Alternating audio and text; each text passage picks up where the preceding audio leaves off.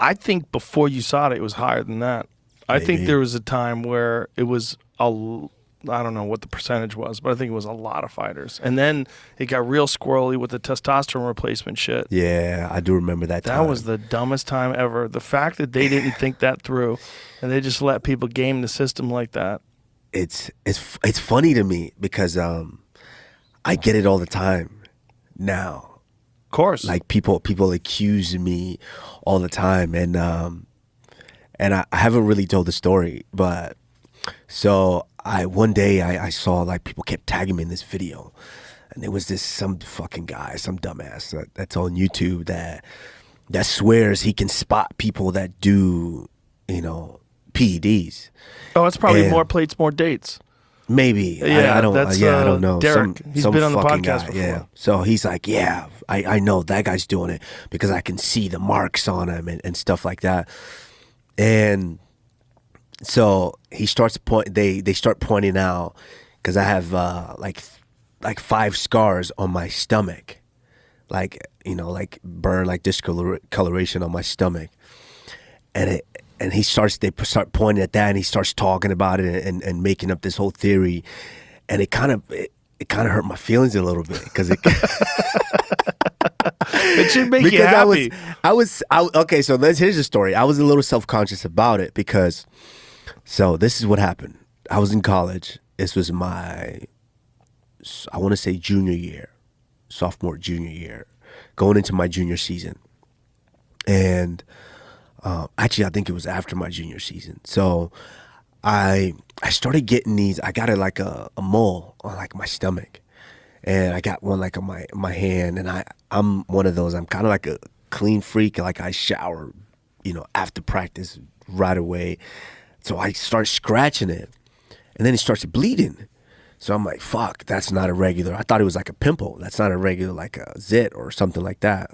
So then over time, it was like 5 little ones, like tiny. You could barely see them. So I'm like, you know what? I'm going to ask the doc. We have a team doctor. I'm going to ask him about it. So I went in for a physical, and then before the season, I asked him, hey, I have this right here. I don't know what they are. So he looks at him, and he goes, oh, these are non-cancerous moles. They're just little bitty moles. It's very, very common. I'm like, shit, not for me. I don't know. That's common for me. He's like, yeah, they're very common. I'm like, yeah, well, how can I get rid of them? I try to scratch them, and they bleed. And he's like, yeah, you don't want to do that. What we could do is I can burn them off. And I'm like, okay, fuck it, let's do it. Because, hey, spring break was gonna come up. Like I started. I'm lifting now. I got a body now. Right. I'm a junior, and I've looked jacked. So I'm like, spring break is coming. I want to look jacked. I want to look good. So I don't get walking around with those. Fuck no. So he's like, all right, I can burn them off. So he burns them off with, I think, nitrogen or something like that. Mm-hmm.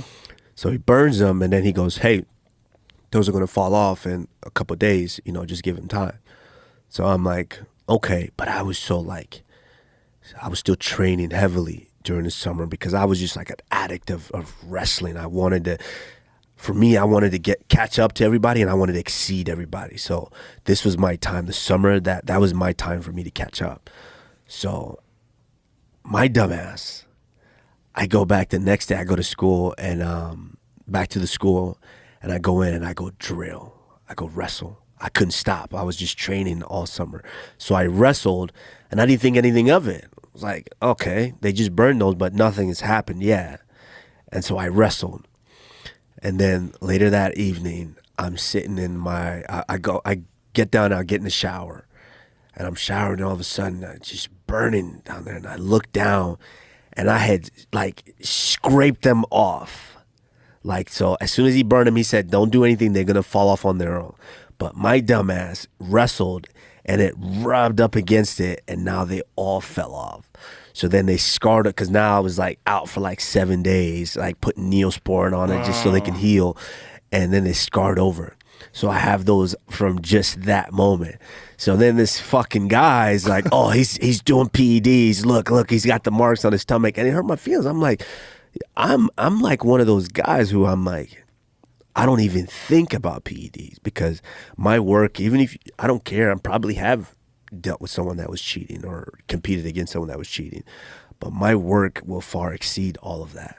And so when I see idiots online or saying, oh yeah, I know for a fact he's doing PD, I'm like, have you ever been to fucking Africa? Have you been to Africa? There's a lot of Francis Ngannou's walking around. There's a lot of guys like me just walking around. And because of the work and because of the way that I fight, they're like, oh no, he's definitely got to be doing something, because they can't explain why you are the way you are, why your performance exceeds what their mind is mentally capable of. There's a photo of you where on top of the cage after one of the victories, oh, yeah, and you're like this, like, yeah. It looks preposterous. Like if I didn't know any better, I'd be like, that motherfucker's on some shit. It's genetics are real, man. Oh, genetics are real. This is not, everybody did not get the same deck of cards. Oh yeah. Yeah, that one. Yeah. Look at that one. Come on, son. If I saw that shit, I'd be like, if someone said, do you think this guy's on the juice? I'm like, highly likely. Yeah, adrenaline. Everything. You know, and I think this is right after the Masvidal fight. Oh, man. And I just, Was that your sweetest victory? The second Masvidal fight? It's tough to call.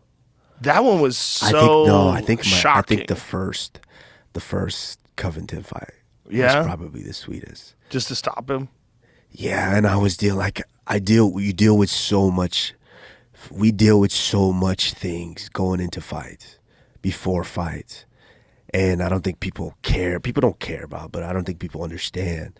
So to make it to that fight, just to get in there, to step in there on fight day, nowadays I'm so grateful, because you deal with so much, from family, from relationships, to children, to injuries, to finances, all of that, and coaching, to where by the time you actually step in there, it's like peaceful. This is like, I'm grateful to be in here, that I actually made it in here.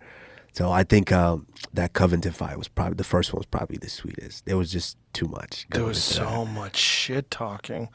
He puts people in a crazy state of mind. Yeah. Because he goes dark, man. He goes after your family. He goes after your friends. He goes after past relationships. He just tries to find anything that he can light on fire. Yeah, there's an art to that. I mean, some guys it works for, but it's, for me, what I would love to do is ask, and hopefully in the future I can do that, and just sit down with these guys and ask them, like, how did you feel after that?